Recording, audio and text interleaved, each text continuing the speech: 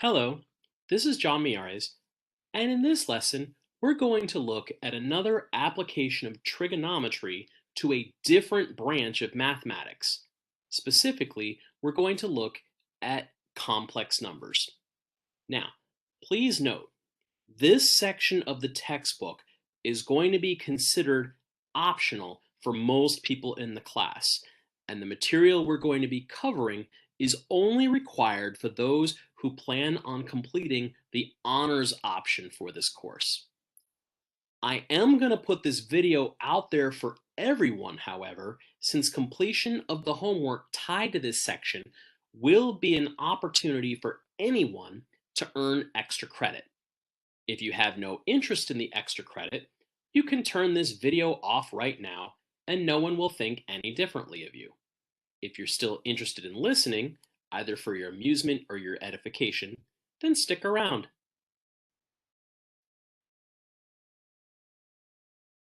So here we're going to introduce something called the complex plane. But before we can talk about the complex plane, we should do a little review about complex numbers in general.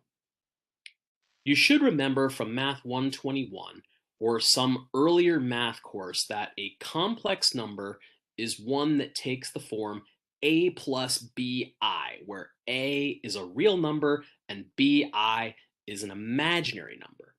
Now, when I say imaginary numbers, we're talking about defining a number I such that I is the square root of -1.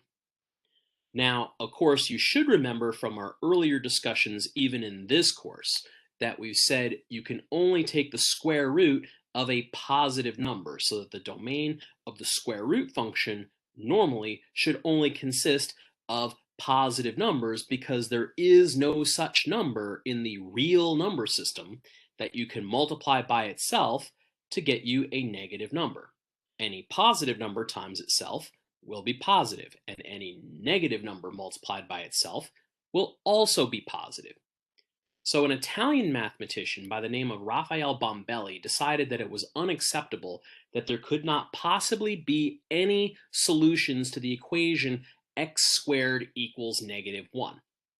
So what he did to compensate was invent these imaginary numbers to counter the real numbers, and defined I as the square root of -1, and created a whole category in algebra and a branch of mathematics with these imaginary numbers, defining I as the square root of -1 and I squared equal to -1.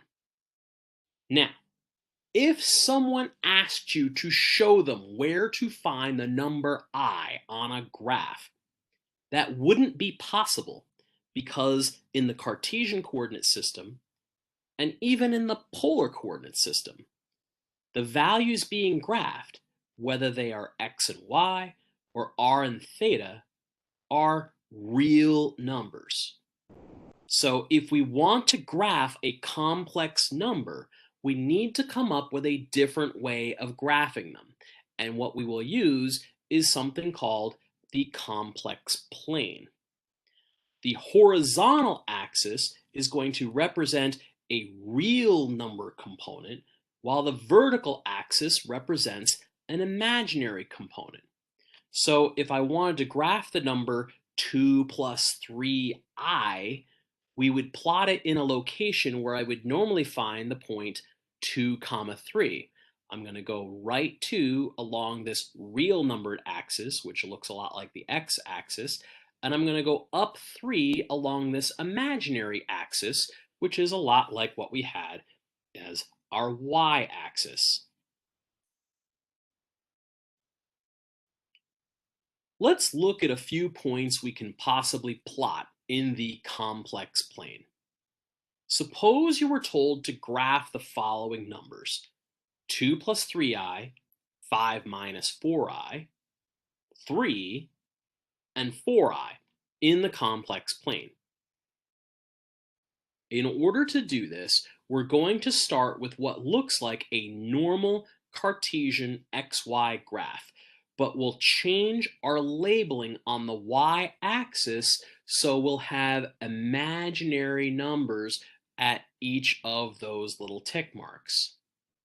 So while on the x-axis, we're going to have -2, -1, 0, 1, 2, 3, 4, and so on the y-axis, I'm going to have -4i, -3i, -2i, -1i, 0, 1i, 2i, 3i, 4i, and so on. The x-axis we're going to call the real axis, and the y-axis we're going to call the imaginary axis. The point 2 plus 3i was shown on the previous slide as being over to the right 2 and up 3 from the origin. If I wanted to plot the number 5 minus 4i, we could go over right 5 and then down 4. Now, to plot just the number 3, we'd just go right 3 along the real axis and then not up or down along the y because there is no imaginary component to that number.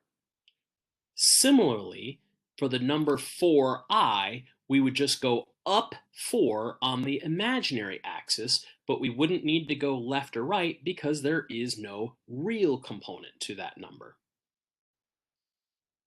One of the next questions we're going to look at deals with the absolute value of a complex number.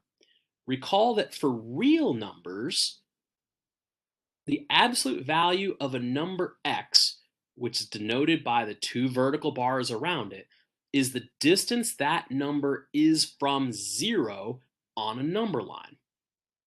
The idea is similar for complex numbers, except that the absolute value of a complex number, also referred to as the modulus, represents that number's distance from 0 on the complex plane, where the number 0, or 0 plus 0i, is really located at what would be the origin.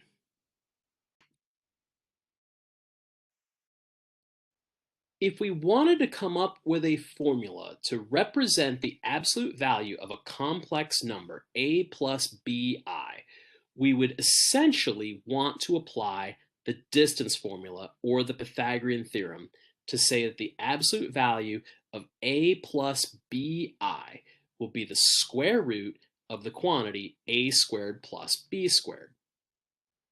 So let's say we want to evaluate the following. The absolute value of 2 plus 3i is going to be the square root of the quantity 2 squared plus 3 squared, which will simplify as the square root of 13. Visually, we should be able to see this from the Pythagorean theorem by drawing first a diagonal segment running from what would be the origin, 0 plus 0i, out to the point 2 plus 3i in the complex plane, and then constructing a reference triangle out of it here. Since we're going right 2 and up 3, the lengths there are going to represent the legs of a right triangle. And what we're most interested in is finding the length of the hypotenuse of that triangle, which we would again get by just using the Pythagorean theorem. The absolute value of 5 plus 4i will end up being the square root of the quantity 5 squared plus -4 squared, which under the radical becomes 25 plus 16, which will equal 41. Again, constructing a reference triangle where the hypotenuse represents the diagonal distance from the origin to that terminal point 5 minus 4i will help us visualize what it is we're trying to do here. We are literally measuring that point's distance from 0, except instead of being on a number line, the point that I'm measuring is down in quadrant 4. Of course, if I'm just looking at the absolute value of the number 3, we all should just know that this is going to equal 3. But we could apply this same formula here and get the square root of 3 squared plus 0 squared, which again will simplify to just plain old 3. Finally, the absolute value of 4i, again, could be computed with this formula, but graphically, common sense should tell you that the absolute value should be 4, since that point 4i is 4 units away from 0 on the complex plane. Now we're going to look at complex numbers using a trigonometric notation. And much of what they're going to show here carries over well from our recent study of polar coordinates in sections 8.1 and 8.2. Let theta be an angle in standard position that passes through the point A comma B, or for our purposes, the point A plus BI.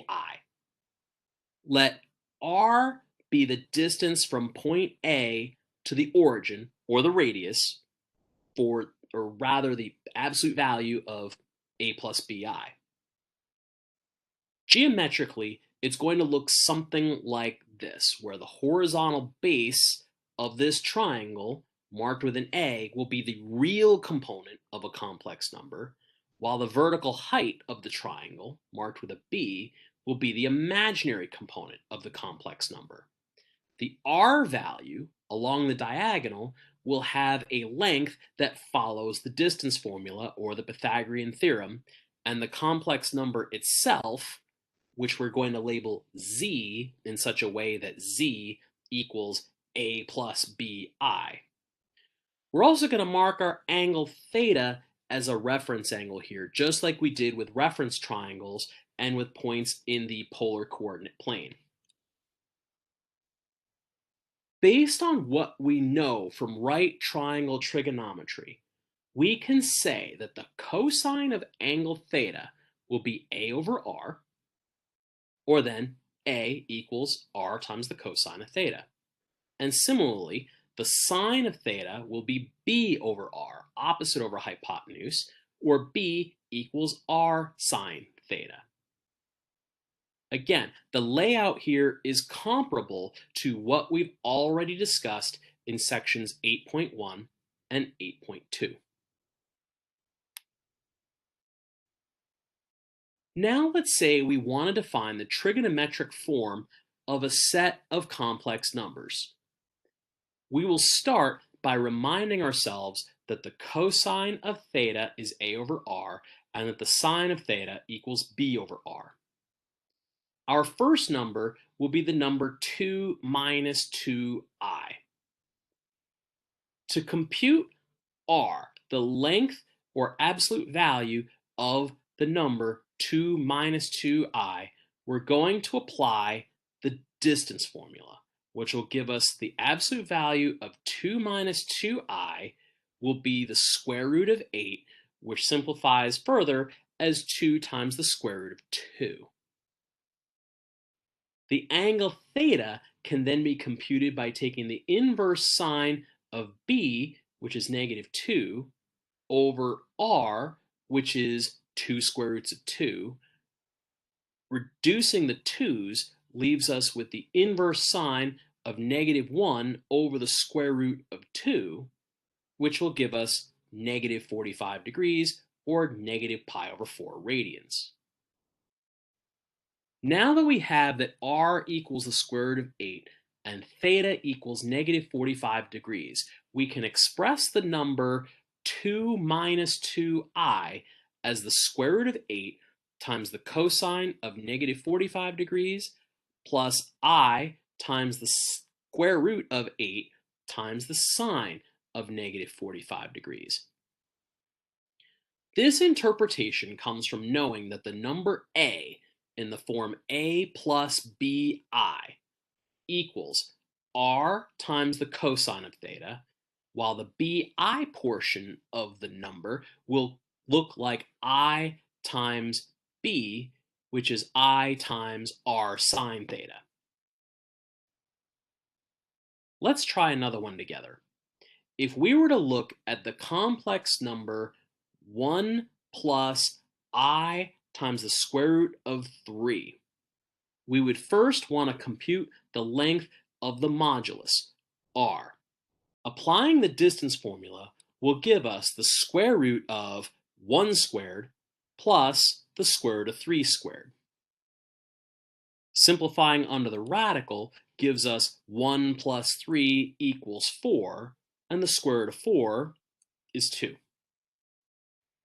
Now we know that the b value is the square root of 3. So let's take theta to be the inverse sine of the square root of 3, which is b, over 2, which is the r. Given that a and b are both positive, that is going to place theta at 60 degrees up from the x-axis in quadrant 1. Now, in order to compute the trigonometric form of the number 1 minus I square roots of 3, what we must do is take r times the cosine of theta plus I times r sine of theta. This becomes simplified as 2 times the cosine of 60 degrees plus 2I times the sine of 60 degrees.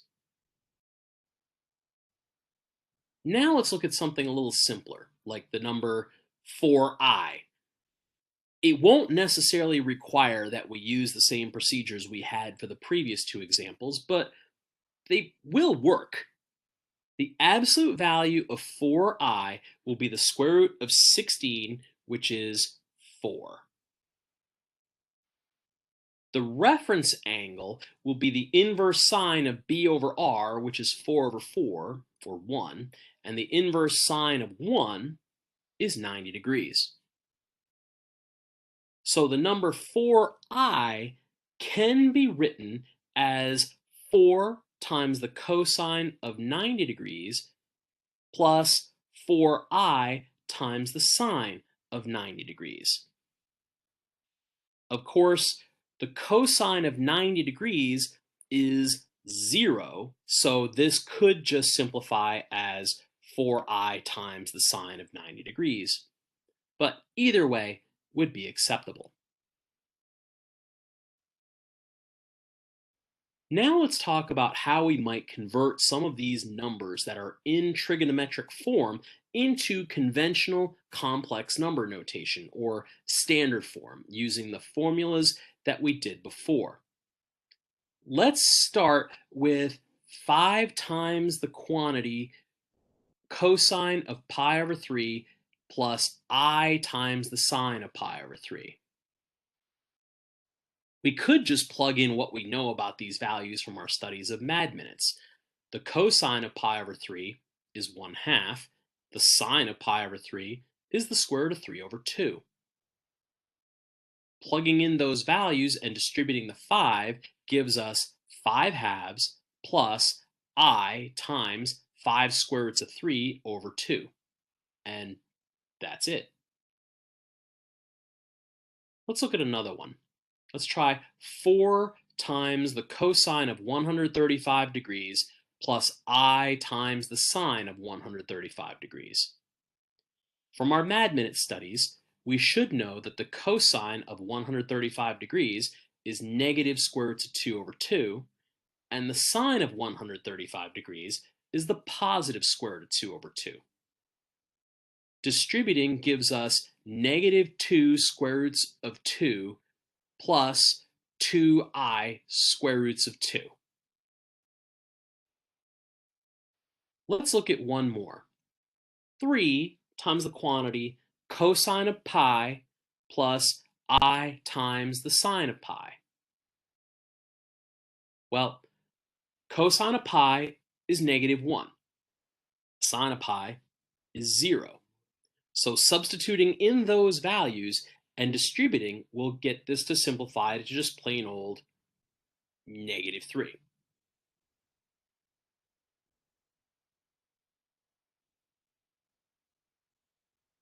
Now let's talk about how to do arithmetic involving complex numbers.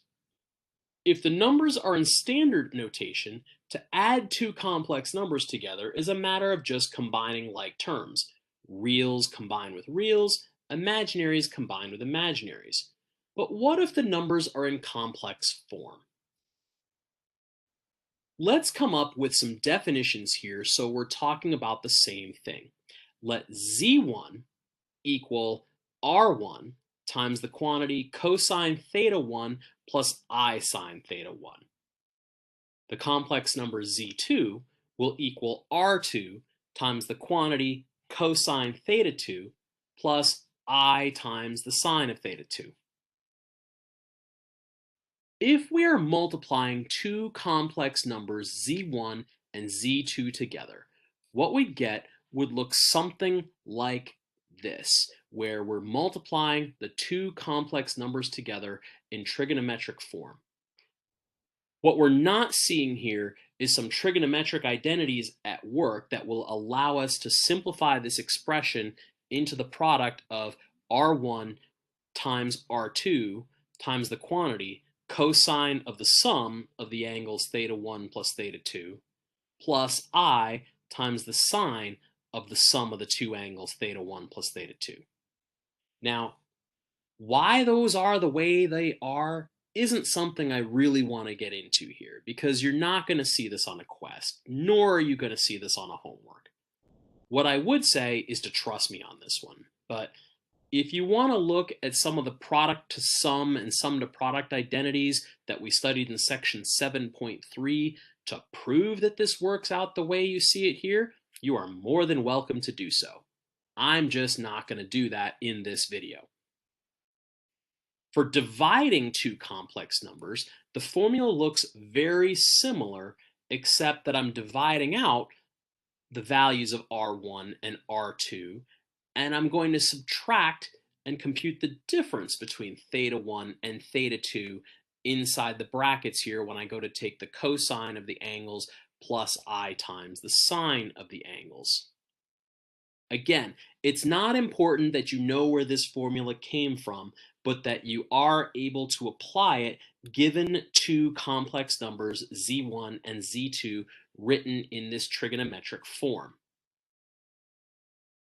The last formula given here is something called Demoivre's theorem, which looks at taking a complex number z equals a plus bi in trigonometric form and raising it to the nth power.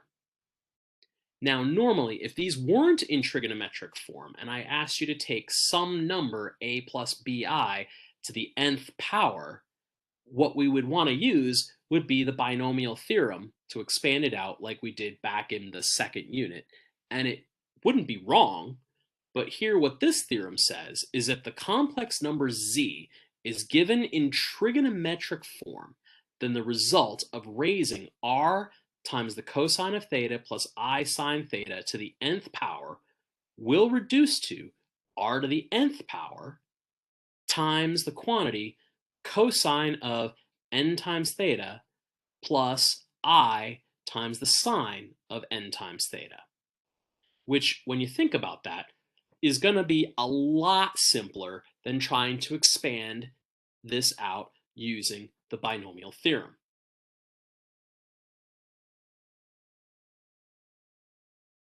Let's take a look at a few examples of this. Suppose we're asked to convert these numbers into trigonometric form and then multiply them. I've got the numbers 2 square roots of 3 plus 2i, and I want to multiply that by 2i. Here's the formula from the previous slide showing how to multiply two complex numbers z1 and z2 that are already in trigonometric form. Of course, since these numbers aren't in trigonometric form, we need to get them that way. 2 square roots of 3 plus 2i, when we apply the distance formula, will simplify under the radical as the square root of 16, which equals 4. The reference angle theta, based on taking the inverse sine of b over 4, simplifies to 30 degrees, or pi over 6. Meanwhile, the absolute value of 2I will just be 2, based on either using the distance formula or by realizing that 2I is going to be 2 units above the origin in the complex plane. So R2 will just equal 2. The reference angle here will be the inverse sine of 2 over 2, y over r, which simplifies to 90 degrees or pi over 2 radians. Now let's try to follow this recipe for multiplying the two complex numbers together.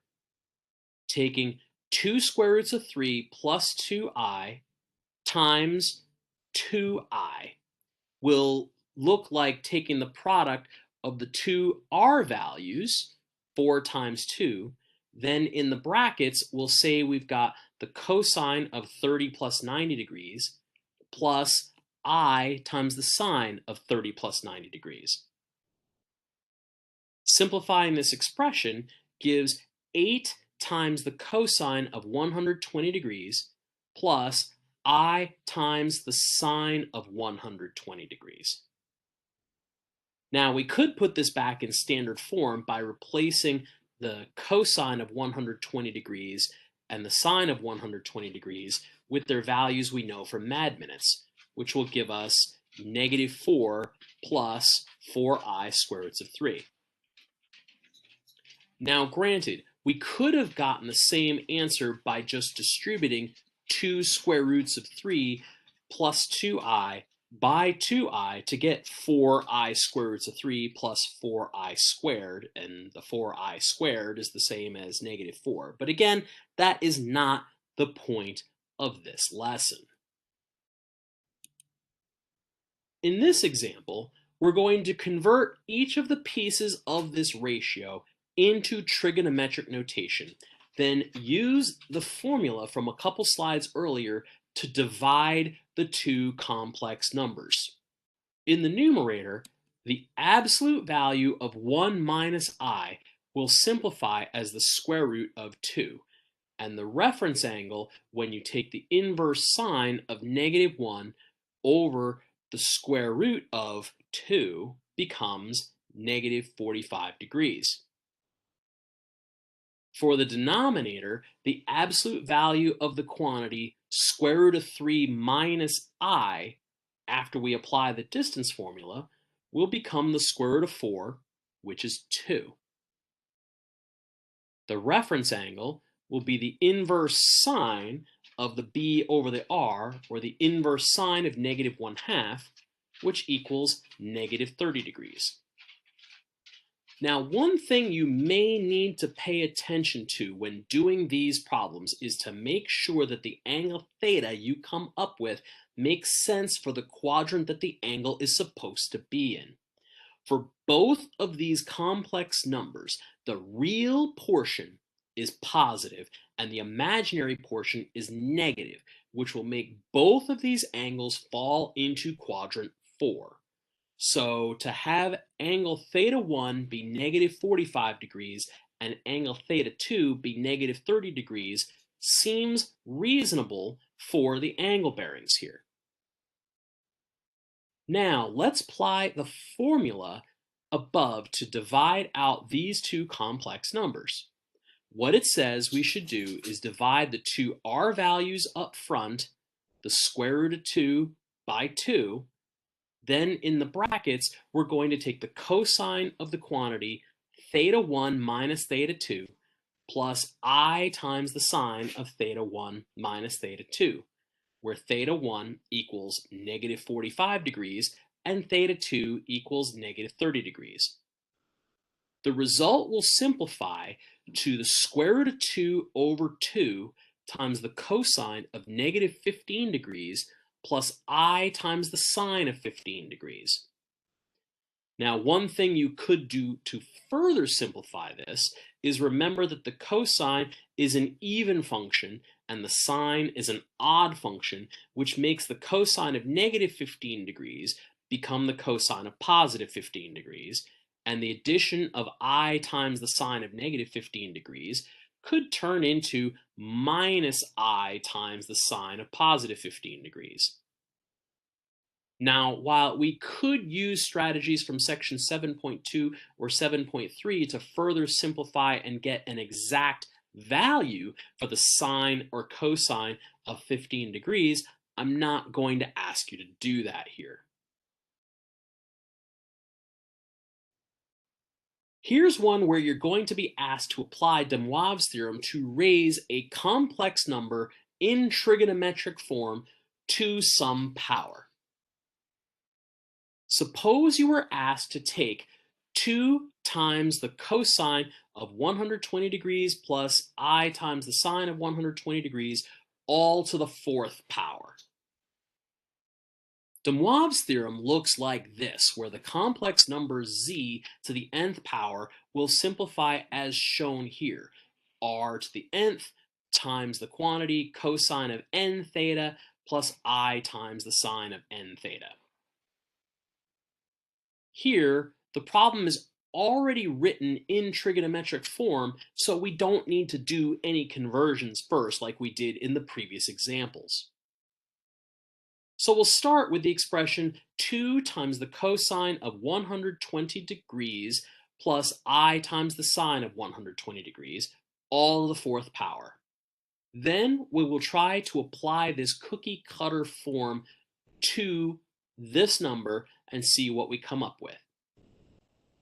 Plugging in what we see gives us 2 to the 4th power times the cosine of 4 times 120 degrees plus I times the sine of 4 times 120 degrees.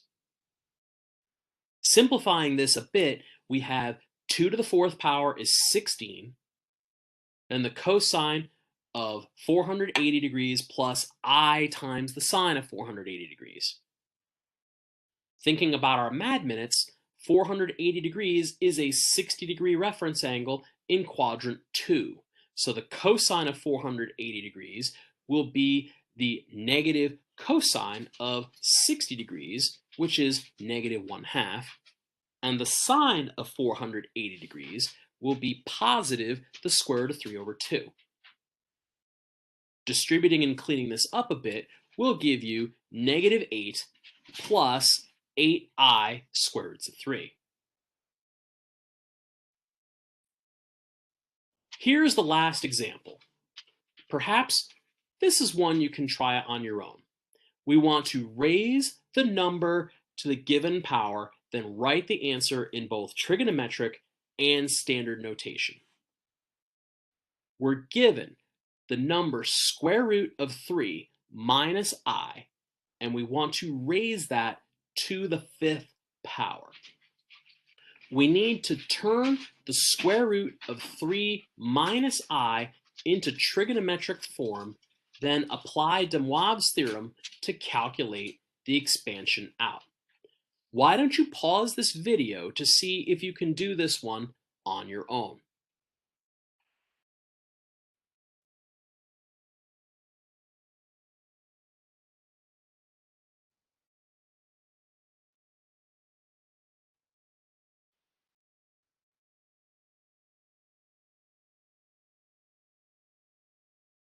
All right, let's first focus on the absolute value of the square root of 3 minus I. We did this one in a previous example, and we should see that after we apply the distance formula, we're going to get r equals 2. The reference angle is going to be the inverse sine of negative 1/2, which boils down to negative 30 degrees.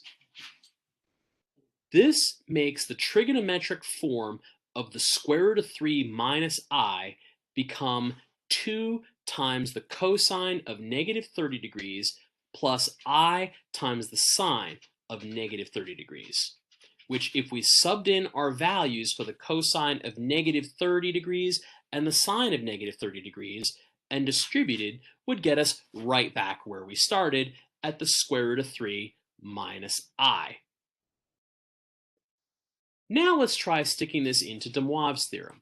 The square root of 3 minus I all to the fifth power will look like 2 to the fifth power times the cosine of 5 times negative 30 degrees plus I times the sine of 5 times negative 30 degrees.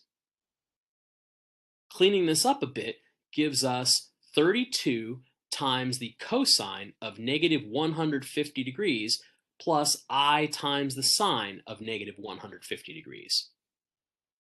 Now, negative 150 degrees lies in quadrant 3 and is 30 degrees away from the negative x-axis. So the cosine of negative 150 degrees will be the negative square root of 3 over 2, and the sine of negative 150 degrees will be negative 1/2. Distributing and cleaning this up a little bit will give us 16 square roots of 3 minus 16i for a final answer.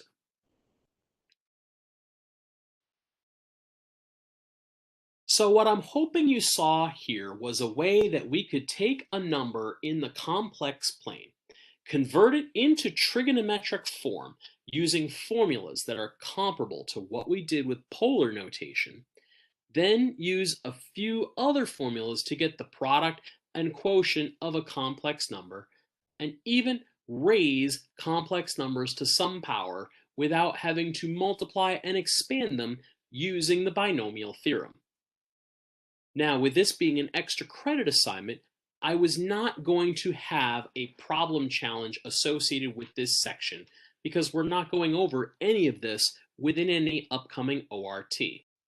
What I would recommend is just going ahead and trying the WebAssign assignment, which again, for most of you will just be an extra credit assignment, although for the honor students, this is going to be required. Give it a try, and if you have questions, you know where to find me. For those that are continuing in the honors program, we are going to be doing some additional activities that build upon what we have covered here. So it will be important that you make sense of what is going on with this material now so that the other materials that we will be dealing with at another time will be that much simpler later. Thanks for watching, and we'll see you all soon.